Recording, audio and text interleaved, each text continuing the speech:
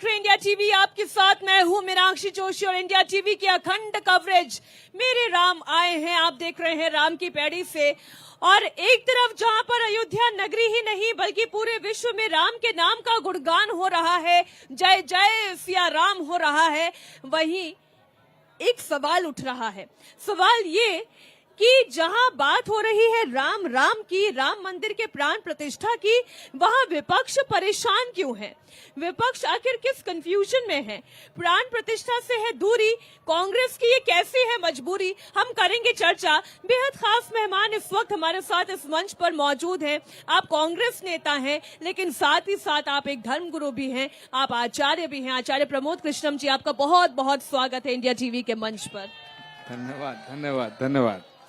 आचार्य जी, आप देखिए ना, अयोध्या वासी आपके सामने बैठे हुए हैं, जय श्री राम का नारा लगा रहे हैं। बस ऐसा लगता है कि कांग्रेस को ही कुछ कंफ्यूजन है। वो क्यों दूर है? एक तरफ जहां लोग परेशान हैं कि काश वो भी विशिष्ट अतिथि होते इस कार्यक्रम में, जहां लोग ये कह रहे हैं कि काश हमें भी निमंत्रण मिल जाता प्राण प्रतिष्ठा समारोह में, और जिन्हें निमंत्रण मिला उन्होंने दूरी बना ली। देखिए, एक तो भगवान श्री राम को किसी राजनीतिक दल से जोड़ना ठीक नहीं होगा, क्योंकि राम के बिना भारत की कल्पना भी नहीं की जा सकती है। भारत की आत्मा है राम, सत्य है राम, शाश्वत है राम, सनातन है राम। और जहां तक निमंत्रण का प्रश्न है, तो राम के निमंत्रण को तो रावण ने भी नहीं ठुकराया था। राम के निमंत्रण को तो कोई ईसाई पादरी भी नहीं ठुकरा सकता। राम के निमंत्रण को तो कोई हमारा मुस्लिम धर्मगुरु मौलाना उल्मा भी नहीं ठुकरा सकता। जिन्होंने राम के निमंत्रण को ठुकराने का पाप किया है, बस मैं राम जी से ये प्रार्थना करता हूं, उनका भी कल्याण करें, उनका भी कल्याण करें। ये this is most unfortunate for entire opposition. ये बहुत ही दुर्भाग्यपूर्ण है। ये इतना दुर्भाग्यपूर्ण है कि भारत और राम को अलग अलग करके देखने का जो गुनाह किया जा रहा है, मुझे लगता है कि ये जो उत्सव है, भगवान राम का जो अवतार हुआ, उस तिथि को हम रामनवमी के नाम से जानते हैं। यानी रामनवमी को भगवान का अवतार हुआ था। और ये जो 22 जनवरी है, ये राम राज्य के पुनर्स्थापना की तिथि के रूप में इतिहास में दर्ज होगा। आचार्य जी, जब मैंने अपना पहला प्रश्न पूछा था कि कांग्रेस पार्टी क्यों कंफ्यूज है, क्योंकि कांग्रेस पार्टी में एक आपके जैसे नेता भी है जो सनातन की महिमा कहते हैं, जो राम जी की महिमा कहते हैं, और पूरे विपक्ष में से एकमात्र नेता अगर कोई राम मंदिर की प्राण प्रतिष्ठा समारोह के निमंत्रण को सहर्ष स्वीकार करते हुए अयोध्या की तीर्थ नगरी पहुंचा है, तो वो आप हैं। आपकी ही पार्टी में नेता आते हैं, सरयू में स्नान करके चले जाते हैं, हमने वो तस्वीरें भी दिखाई, हनुमानगढ़ी के दर्शन कर लेते हैं, लेकिन सोनिया गांधी जी, मल्लिकार्जुन खड़गे जी क्यों नहीं आ रहे हैं? क्यों कंफ्यूज है? ये क्या पॉलिटिक्स है इसके पीछे? देखिए, पहली बात तो मैं ये कहना चाहता हूं कि आपने कहा राम के निमंत्रण को सहर्ष स्वीकार किया, तो मैंने सहर्ष स्वीकार किया, ये तो बहुत छोटा शब्द है। मैं तो मानता हूं कि भगवान श्री राम की जन्मभूमि के मंदिर की प्राण प्रतिष्ठा के इस समारोह में मुझे जो आमंत्रित किया गया है, मुझे जो निमंत्रण मिला है, ये कई जन्मों के मेरे पुण्यों का फल मुझे नजर आता है। ये मेरे कई जन्मों के पुण्यों का प्रताप है, जो मैं साक्षी बन रहा हूं इसका। ये जो अयोध्या की मिट्टी है, ये जो रज है, इसको माथे पे लगा करके हम अपना सौभाग्य समझ रहे हैं। दूसरा सवाल आपने कांग्रेस पार्टी को लेके किया, तो मैं साफ कर देना चाहता हूं, कांग्रेस तो महात्मा गांधी की पार्टी है, जिसकी हर सभा की शुरुआत होती थी रघुपति राघव राजा राम पतित पावन सीताराम। तो जो पार्टी महात्मा गांधी के रास्ते पे चल करके यहां तक आई है, वो राम विरोधी कैसे हो सकती है? वो राम विरोधी नहीं हो सकती है। लेकिन हां, कांग्रेस पार्टी के भीतर कुछ ऐसे आसुरी शक्तियों का एक गैंग बन गया है जिन्होंने, जैसे एक कहानी थी ना, एक सीरियल आता था जिसका नाम था विक्रम बेताल। तो जो बेताल सिर पे बैठता है तो विक्रम की मति भंग कर देता है। तो कुछ बेताल हैं, इन बेतालों का इलाज भी भगवान जी की कृपा से, हनुमान जी की कृपा से हम लोग करने में लगे हैं। अब कितना सफल हो पाएंगे ये वक्त बताएगा। बेताल कौन है? अयोध्या वासियों के सामने ही खुलासा करते हैं।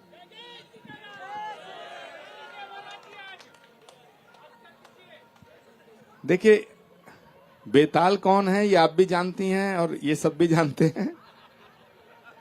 अब नाम ले ले करके बेतालों की महिमा ज्यादा ना बढ़ाइएगा। और हमारी माँ कहा करती थी कि जब शुभ कार्य हो तो शैतानों का नाम नहीं लिया जाता। लेकिन ऐसा नहीं लगता आपको आचार्य जी, इससे कांग्रेस पार्टी का ही नुकसान हो रहा है? इससे कांग्रेस पार्टी का नुकसान इस तरह से हो रहा है कि आज अयोध्या की गली गली में घूम के, मुझे तो 10 दिन होने को आ रहे हैं यहाँ अयोध्या वासियों से ही जब मैं पूछती हूँ तो वो ये कहते हैं कि अभी भी अगर कांग्रेस पार्टी का शीर्ष नेतृत्व यहाँ आ जाए तो उनके पाप धुल जाएंगे। देखिए, ये अलग बात है कि भगवान राम बड़े कृपालु हैं, बड़े दयालु हैं। उनको कृपा निधान कहा गया है, दया का सिंधु कहा गया है। ये बात ठीक है कि भगवान राम का विरोध करने वाले भी अगर क्षमा याचना करके सच्चे भाव से एक बार नतमस्तक हो जाते हैं तो परमात्मा, मर्यादा पुरुषोत्तम भगवान श्री राम, अखिल कोट ब्रह्मांड नायक राम उन्हें क्षमा कर देते हैं। लेकिन आप क्यों नहीं समझा पा रहे हैं? नहीं, लेकिन राम के निमंत्रण को ठुकराओगे और सरजू में डुबकी लगाओगे, ये तो फिर बड़ा भ्रम पैदा हो जाएगा ना।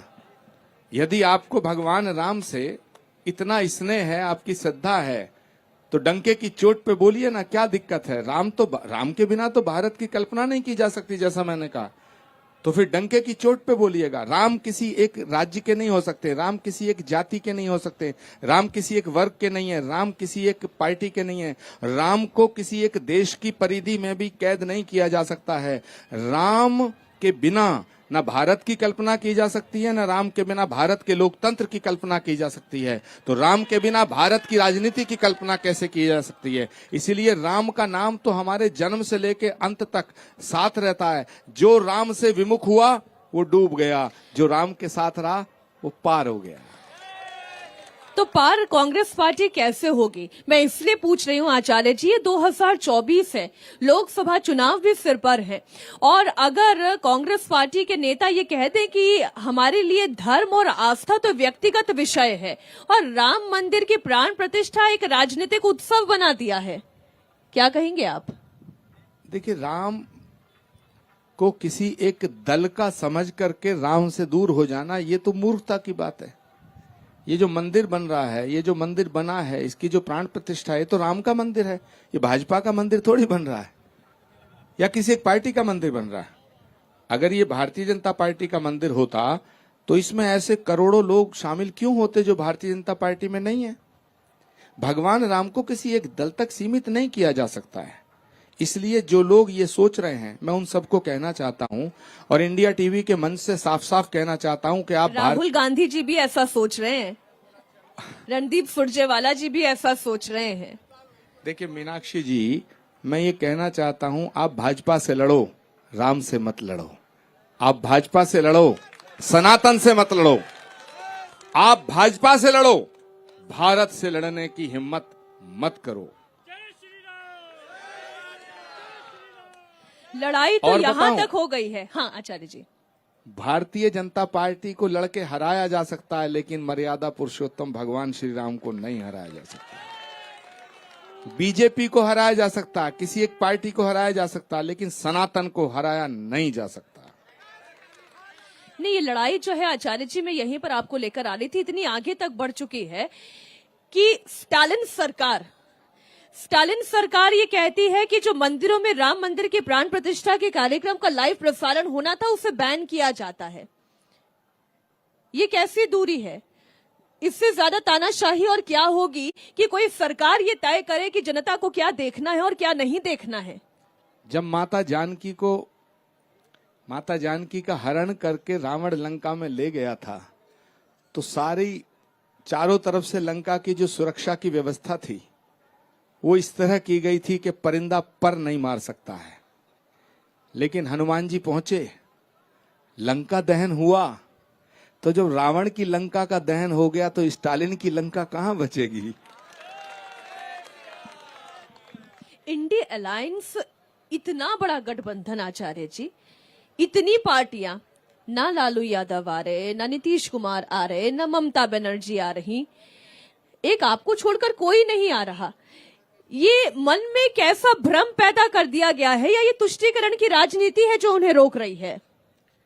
देखिए, वैसे सरजू के तट पे बैठ के मैं ज्यादा राजनीतिक बात नहीं करना चाहता, लेकिन क्योंकि आपने सवाल ही ऐसा किया है तो मैं इतना जरूर कहना चाहूंगा कि जिस तरह लंका को दहन हनुमान जी ने किया था, राम विरोधी जितनी ताकतें हैं, भारत की जनता जो है जनार्दन बन के हनुमान जी की शक्ति लेकर के उनका दहन करेगी। और आप एक बात और सुन लेना, आपका अगला सवाल ये भी हो सकता है, आपका अगला सवाल ये हो सकता है कि आचार्य प्रमोद कृष्णम भाजपा में नहीं है, फिर भी इस तरह की बात क्यों कह रहे हैं? हाँ, मैं यही पूछने वाली अगला थी। सवाल हो सकता है। आप ऐसा लग रहे हैं कांग्रेस के नेता, लेकिन आपकी बोली कई बार ऐसा लगता है कि बीजेपी को फायदा पहुंचाने वाली है।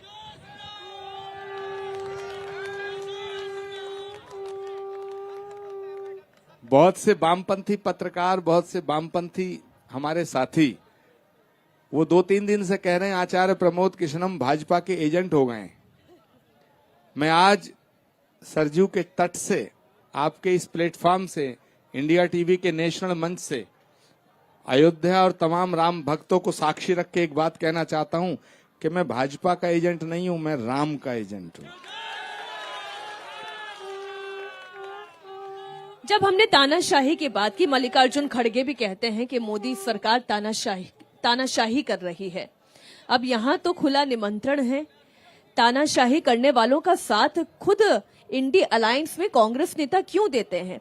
जो सनातन को साइनाइड कहता है उस पर मौन रहते हैं, जो सनातन को डेंगू मलेरिया कहता है उस पर वो मौन रहते हैं, और फिर जब विवाद बड़ा हो जाता है तो ये कहते हैं कि धर्म तो व्यक्तिगत विषय है। ये कैसा व्यक्तिगत विषय है जहां एक धर्म को गाली देने की छूट किसी को भी है? देखिए, एक पार्टी है डीएमके, जिसने सनातन को कहा ये डेंगू है, मलेरिया है, कोढ़ है। तो डीएमके की फुल फॉर्म देखो, डेंगू, मलेरिया, कोढ़। तो मुझे लगता है उन्होंने अपनी पार्टी की व्याख्या की, सनातन धर्म की व्याख्या नहीं की। कांग्रेस पार्टी में आपको आलोचनाओं का शिकार नहीं होना पड़ता आचार्य जी? सवाल यह है मीनाक्षी जी कि मैं राष्ट्र और धर्म पर कोई समझौता नहीं कर सकता, और भारत के प्रत्येक नागरिक को धार्मिक स्वतंत्रता का अधिकार भारत का संविधान देता है। और जो भारत का संविधान डॉक्टर भीमराव अंबेडकर ने हमें दिया, उस भारत के संविधान के पृष्ठों पर भगवान श्री राम के दरबार का चित्र अंकित है। इसलिए अगर कोई भारत के अंदर राजनीति करता है और ये मानता है कि भारत अलग है और राम अलग है, तो या तो वो दुष्ट है या वो मूर्ख है। आचार्य जी, अभी ऐसा लग रहा है कि आचार्य प्रमोद कृष्णम अलग हैं और कांग्रेस पार्टी अलग है। आचार्य जी, हम सनातन की बात कर रहे हैं और सनातन के अवसर को इस वक्त किस तरीके से लोग भूरी भूरी प्रशंसा करते हुए एक उत्सव की तरह मना रहे हैं। एक तरफ कंगना रनौत है जो आती हैं, हनुमानगढ़ी में खुद झाड़ू लगा रही हैं, और वहीं दूसरी तरफ कांग्रेस पार्टी है वो चूक रही है। ये चूक बड़ी भूल होगी। देखिए, कल क्या होगा ये तो राम जी जाने, लेकिन आज हम इस उत्सव में मैं ये कहना चाहता हूं कि ये जो 22 जनवरी का उत्सव है, ये सिर्फ किसी एक धर्म का उत्सव नहीं है, ये हमारे पूरे भारत का उत्सव है। और रामनवमी को जिस तरह मैंने बोला कि भाई भगवान राम का अवतार हुआ था, ये जो 22 जनवरी है राम राज्य के पुनर्स्थापना की तिथि है जी। और इस दिन को देखने के लिए कितनी ही आंखें थीं, जिनमें बड़े सपने थे वो आंखें बंद हो गईं। कितने ऋषि मुनि महात्मा साधु संतों का बलिदान हुआ, कितने ही राम भक्तों का बलिदान हुआ, कितनी सदियां बीत गईं इस संघर्ष को करते करते, कितनी लंबी लड़ाई, कभी निचली अदालत, कभी मझली अदालत, कभी ऊपर की अदालत, अदालत पे अदालत, तारीख पे तारीख, तारीख पे तारीख, आखिर ये तारीख आई है कि जो हम इस उत्सव को मना रहे हैं। तो मैं यहां 2 पंक्तियां निवेदित करना चाहता हूं इंडिया टीवी के मार्फत। आंखें तरस गई दर्शन को, कब तू झलक दिखाएगा। आंखें तरस गई दर्शन को, कब तू झलक दिखाएगा। श्री राम जन्मभूमि का झंडा दुनिया में लहराएगा। श्री राम जन्मभूमि का झंडा दुनिया में लहराएगा। और 2 पंक्ति और निवेदित कर दूं अगर आप अनुमति दे तो। जी जी। पीर पर्वत सी भारी है, पीर मतलब पीड़ा, पीर पर्वत सी भारी है, जतन कोई बता जाओ। पीर पर्वत सी भारी है, जतन कोई बता जाओ। सांस थमने लगी अब तो चले आओ, चले आओ। सांस थमने लगी अब तो चले आओ, चले आओ। प्राण प्रतिष्ठा का ये समारोह विश्व गुरु बनवाएगा। राम जन्मभूमि का झंडा दुनिया में लहराएगा। राम जन्मभूमि का झंडा दुनिया में लहराएगा। जय जय सिया राम। वैसे तो सारी बातें हो गई हैं, कोई बात रह नहीं गई है। राम मंदिर का झंडा पूरी दुनिया में लहराएगा, आपने बात आचार्य जी कह दी है। बहुत संक्षेप में एक अंतिम प्रश्न आपके सामने रखते हुए, शंकराचार्य जी के पीछे जो इस वक्त एक उनको विषय बनाकर आलोचना की जा रही है कि मंदिर तो अभी पूरा नहीं हुआ, उन्हें चंद सेकंड में आप किस तरीके से समेटना चाहेंगे इस विरोध को? देखिए, मैं पूज्यपाद जगत गुरु शंकराचार्य का बड़ा सम्मान करता हूं और करना भी चाहिए, लेकिन कोई भी शंकराचार्य राम से बड़ा नहीं हो सकता है। आचार्य जी, आपने बहुत बड़ी बात कह दी। अब तो मुझे अगला प्रश्न पूछना ही पड़ेगा। शंकराचार्य जी का ये कहना कि शिखर पूरा नहीं हुआ, इस पर आप क्या कहेंगे? शिखर है या नहीं है? शिखर होने से ही प्राण प्रतिष्ठा हो सकती है? जो आयोजन हो रहा है वो धार्मिक दृष्टि से ठीक है या नहीं है? दुनिया के सारे धर्मों का शिखर राम है।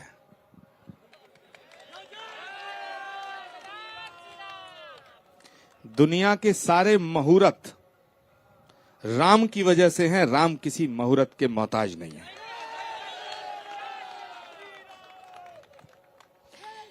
राम मंदिर बन गया है, बस प्राण प्रतिष्ठा का इंतजार है।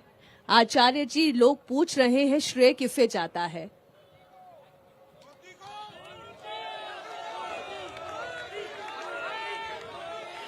अच्छा, आचार्य जी को बोलने दे, आचार्य जी को बोलने दे।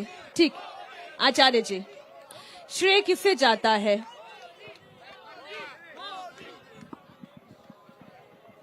देखिए, मंदिर के निर्माण का फैसला वाकई अदालत के द्वारा हुआ, लेकिन अगर इस देश के प्रधानमंत्री मोदी ना होते तो ये अदालत का फैसला ना होता।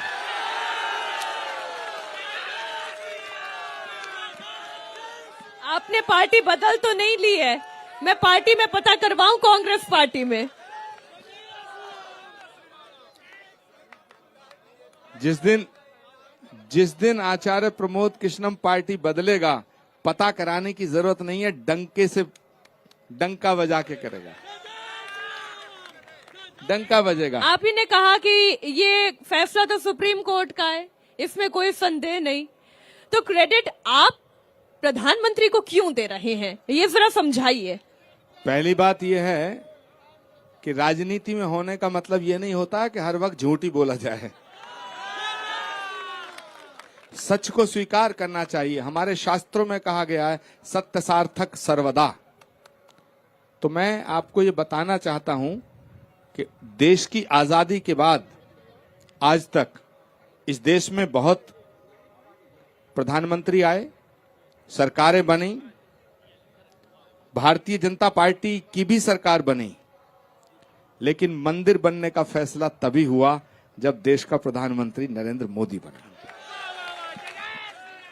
इसलिए मैंने कहा कि मंदिर के निर्माण में बहुत लोगों की भूमिका है, और ये बात सच है कि भगवान श्री राम की जन्मभूमि का मंदिर भारत की सबसे बड़ी अदालत के फैसले से बन रहा है, लेकिन अगर देश के प्रधानमंत्री मोदी ना होते तो ये फैसला ना आता। अब देखिए, राम मंदिर की प्राण प्रतिष्ठा तो हो रही है आचार्य जी। 2024 में अभी कुछ बचा है क्या? पार्लियामेंट में कौन सी पार्टी की प्राण प्रतिष्ठा हो जाएगी? इस सवाल का जवाब मैं इस मंच से नहीं देना चाहता, जनता जनार्दन के ऊपर छोड़ता हूं। बहुत बहुत धन्यवाद आचार्य thank you, प्रमोद कृष्णम जी हमारे साथ इस मंच पर जुड़े, और बेबाक उन्होंने जो उनके मन में था, उन्होंने खुद ने कहा सत्य सार्थक सर्वदा। जो सत्य है वो उन्होंने कहा है, बाकी जनता है सब जानती है। ये राम मंदिर की प्राण प्रतिष्ठा का उत्सव है, ये रामोत्सव है, और इस उत्सव में हम सभी साक्षी भी हैं, और आचार्य जी तो भागीदारी भी अपनी निभाने वाले हैं। बहुत बहुत धन्यवाद आचार्य जी एक बार फिर से इंडिया टीवी पर आने के लिए, और आप देखते रहिए इंडिया टीवी की अखंड कवरेज। मेरे राम आए हैं। जय जय सिया राम, जय जय सिया राम। सियावर रामचंद्र की, भारत माता की।